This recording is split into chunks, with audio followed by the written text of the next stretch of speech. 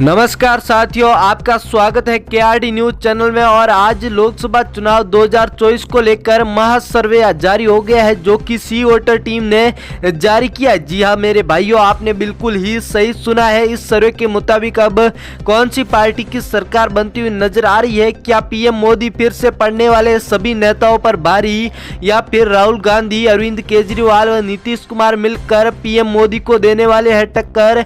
इस बार कौन बनना चाहिए 2024 में प्रधानमंत्री? आप भी अपनी राय कमेंट बॉक्स में जाकर बताना जरूर। वहीं दोस्तों, आपको सर्वे फेक लगे या फिर हमारे चैनल पर आपको ऐसा लग रहा है कि सर्वे फेक है, तो आप कर्नाटक विधानसभा चुनाव को लेकर जो सर्वे जारी किया था सी वोटर टीम ने, वो भी हमारे चैनल पर जाकर दे सकते हो। वहीं हम वही सर्वे दिखाते हैं जो कि सबसे परफेक्ट होता है। वहीं इस सर्वे के मुताबिक अब कौन सी पार्टी की सरकार बनेगी? क्या बीजेपी पार्टी की सरकार बनेगी या फिर कांग्रेस पार्टी की बनेगी सरकार? पंजाब में जो आम आदमी पार्टी ने अपनी सरकार बना के जो ये बहुमत हासिल की है, तो इस बार आम आदमी पार्टी भी बोल रही है कि हमारी सरकार बनेगी। दूसरी तरफ कांग्रेस पार्टी के जो बड़े नेता है राहुल गांधी, जो उन्होंने भारत जोड़ो जैसी बड़ी बड़ी यात्रा करके संपूर्ण भारत का जो प्रदर्शन था देख लिया है। ऐसे में किस पार्टी की सरकार बनेगी, आपको लेकर चलते हैं सर्वे आंकड़ों की तरफ। वीडियो के एंड तक बने रहिएगा। आंध्र प्रदेश, जिसमें कुल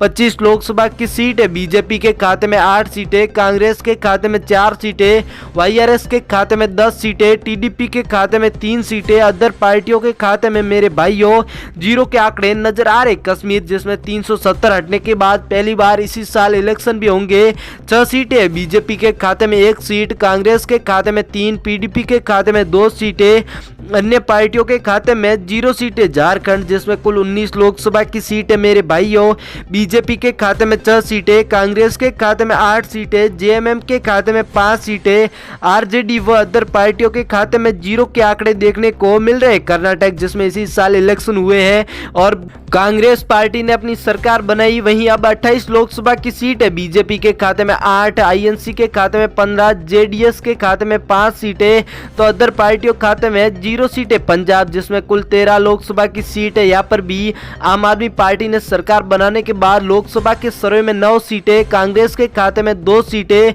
बीजेपी के खाते में 1 सीट, अदर पार्टियों के खाते में 0 सीट।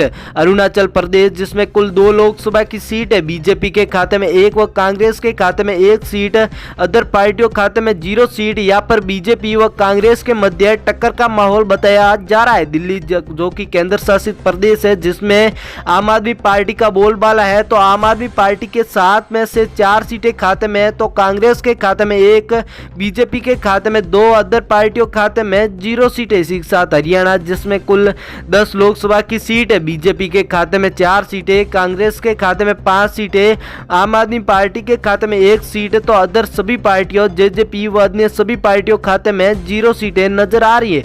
उत्तर प्रदेश, जिसमें कुल 25 लोकसभा की सीट है, जिनमें से बीजेपी के खाते में 32 सीटें, कांग्रेस के खाते में 14 सीटें, एसपीए के खाते में 27 सीटें, बीएसपी के खाते में 2 सीटें, अदर पार्टियों खाते में 5 सीटें नजर आ रही। उड़ीसा, जिसमें कुल 21 लोकसभा की सीट है, जिनमें से बीजेपी के खाते में 6 सीटें, कांग्रेस के खाते में 9 सीटें, बीजेडी के खाते में 6 सीटें, एनसी व अदर पार्टियों के खाते में 0 के आंकड़े देखने को मिल रहे। राजस्थान, जिसमें कुल 25 लोकसभा की सीट है, बीजेपी के खाते में 10 सीटें, कांग्रेस के खाते में 14 सीटें, आरएलपी के खाते में 1 सीट, तो आम आदमी व अन्य सभी पार्टियों खाते में 0 सीटों के आंकड़े देखने को मिल रहे। तमिलनाडु, जिसमें कुल 39 लोकसभा की सीट है मेरे भाइयों, जिनमें से बीजेपी के खाते में 4 सीटें, कांग्रेस के खाते में 5 सीटें, डीएमके के खाते में 15 सीटें, एएलए के खाते में 15 सीटें, अदर पार्टियों खाते में 0 सीटें नजर आ रही। बिहार, जिसमें कुल 40 लोकसभा की सीट है, बीजेपी के खाते में 12 सीटें, कांग्रेस के खाते में 5 सीटें,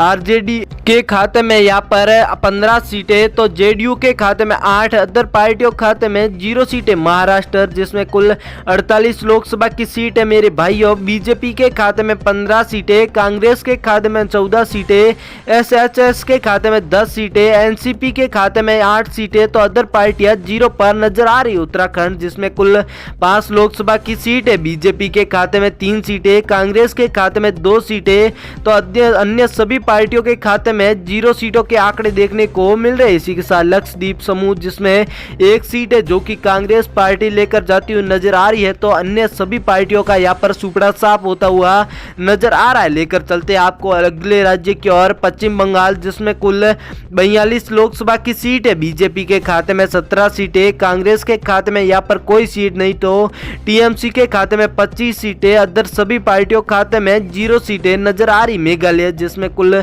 2 लोकसभा की सीट है, यहाँ पर बीजेपी व कांग्रेस के मध्य एक एक सीट पर टक्कर बताई जा रही है, तो अन्य पार्टियों के खाते में 0 सीटों के आंकड़े देखने को मिल रहे हैं। इसी के साथ गुजरात जहां बीजेपी का बोलबाला है, तो सबसे अधिक 26 में से 12 सीटें बीजेपी के खाते में, कांग्रेस के खाते में 6 सीटें, तो आम आदमी पार्टी के खाते में इस बार यहां पर 8 सीटें नजर आ रही है, तो अदर पार्टियां 0 पर नजर आ रही। छत्तीसगढ़ जिसमें कुल 11 लोकसभा की सीट है, बीजेपी के खाते में 6 सीटें, कांग्रेस के खाते में 5 सीटें, आम आदमी पार्टी व अदर सभी पार्टियों के खाते में यहाँ पर कोई सीटें आंकड़े नजर नहीं आ रहे। 11 सीटों में से असम जिसमें कुल 14 लोकसभा की सीट है, बीजेपी के खाते में 7 सीटें, कांग्रेस के खाते में 6 सीटें, एएलयू के खाते में 3 सीटें, तो अन्य सभी पार्टियां यहाँ पर 0 के आंकड़ों के साथ नजर आ रही। तेलंगाना जिसमें कुल 17 लोकसभा की सीट है, जिनमें से बीजेपी के खाते में 3 सीटें, कांग्रेस के खाते में 5 सीटें, टीआरएस के खाते में 7 सीटें, एआईएम के खाते में 2 सीटें, तो मेरे भाइयों अन्य पार्टियों के खाते में 0 के आंकड़े नजर आ रहे। केरल जिसमें कुल 20 लोकसभा की सीट है, जिनमें से बीजेपी के खाते में 1 सीट, कांग्रेस के खाते में 10 सीटें, एलडीएफ के खाते में 9 सीटें, तो यूडीएफ व अदर सभी पार्टियों के खाते में 0 के आंकड़े देखने को मिल रहे। वहीं मेरे भाइयों आप कमेंट बॉक्स में जाकर बताना जरूर, क्योंकि आपका कमेंट हमारे लिए